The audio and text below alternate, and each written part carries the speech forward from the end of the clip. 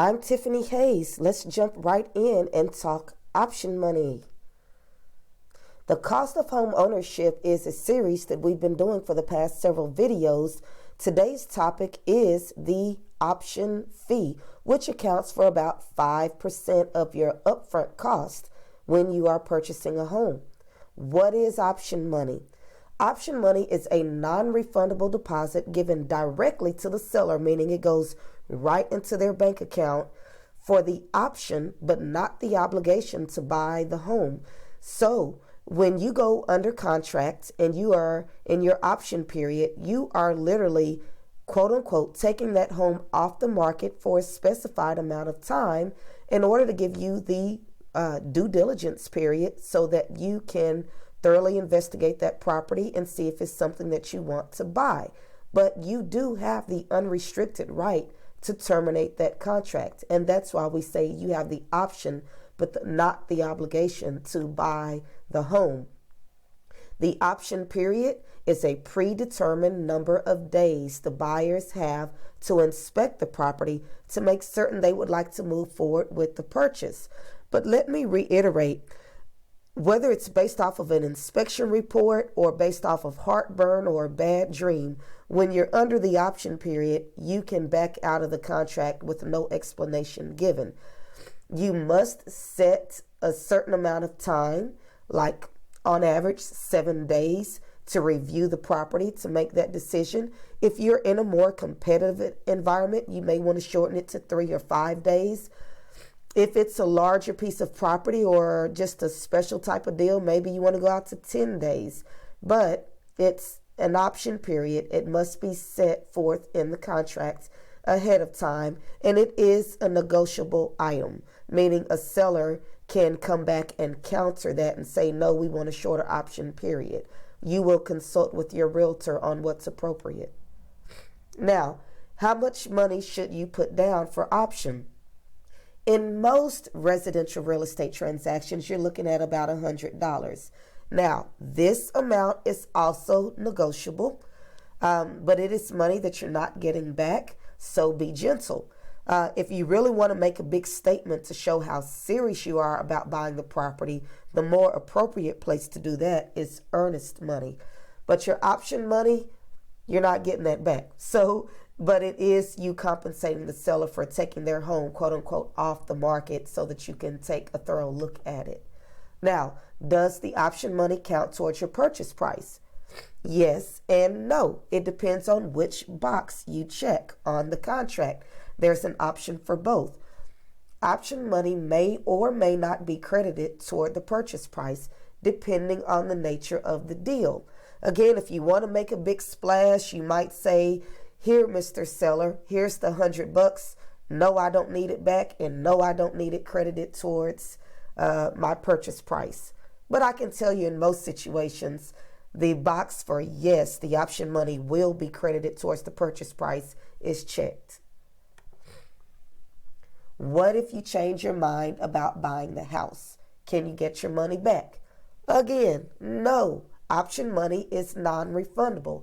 It is the seller's compensation for taking his or her property off the market to give you opportunity to purchase. Because just remember, when you go under contract and during your option period, the MLS status all across the internet is going to say active option contract. That means no one else is putting a contract down on this property unless it's a backup contract. But you're in first position. So the seller is giving you first dibs at buying this home. So yes, you are paying them for the right and the privilege to thoroughly inspect this home to decide if you want to buy it or not. And that's their compensation. So if you choose to walk away, they just pocketed $100. Now, how do you protect your option money and make it count for you? You want to give yourself ample time during your option period for inspections. That means as soon as you go under contract, within the first day or two, you need to have a general inspector out at that property. The only exception to that I would say is if you are buying a new construction home. It has all kinds of built-in warranties, and so it's not such a big deal. But if you're buying an existing home, I strongly recommend you to get an inspection, although that is your decision. When you look at the inspection report, you need to decide what are deal breakers and what are things that you can work through. There may be red flags raised where you may say, let me get a roofer out here, or let me get a plumber out here to take a look at that. Whoever you're going to bring out, you need to get it done within your option period, okay?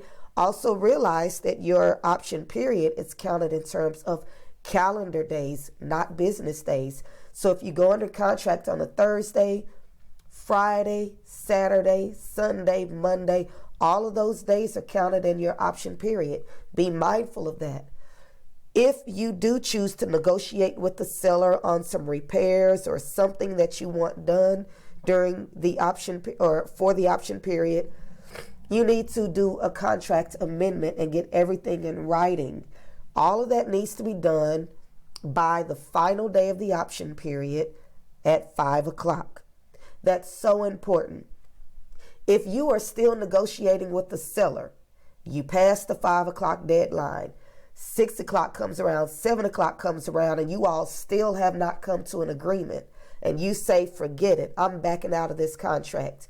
You, my friend, just lost your earnest money because the deadline for all contractual amendments, negotiations, whatever, during your option period was the last day of the option at 5 p.m. So important to work with your realtor very closely on these timelines so that everything you want done can get done before your timeline expires. And if you choose to move forward, that's great. That's a great thing. Move right on forward past that option period. Now, what if you need more time? What if you have all of your inspections done, but you say, I really want that master bathroom remodeled, and that's going to be a deal breaker for me.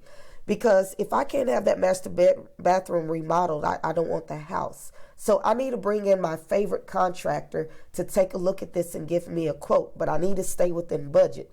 But your contractor can't get there until 2 days after the option period expires. You can request an extension of your option period. Work with your realtor about whether or not it's appropriate to provide additional money to the seller to give you additional time. It's not required, but in some cases it may be appropriate. If they're going to keep their home off the market a little bit longer, it may be appropriate to compensate them. Maybe, maybe not. Again, depends on the deal, the situation. You work with your lender on that.